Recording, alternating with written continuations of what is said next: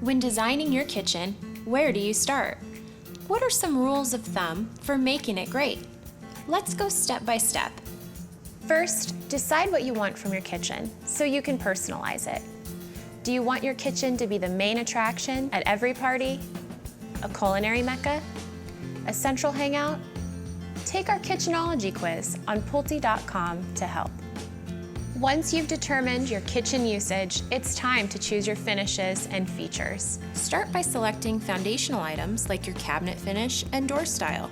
Then select your countertop and backsplash. Your kitchen is the largest statement maker in the home. When you feel comfortable about your kitchen's palette, you can move on to selecting the flooring to complement it. The lighting and kitchen faucets should be the last items you choose. New trends are leaning towards mixed metals, so feel free to get creative. Keep in mind that when implementing the mixed metal feel, up to 2 contrasting metals in one space will provide balance and interest.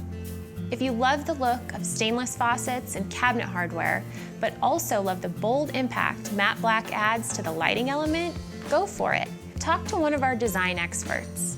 We can help you choose finishes to really pull a room together.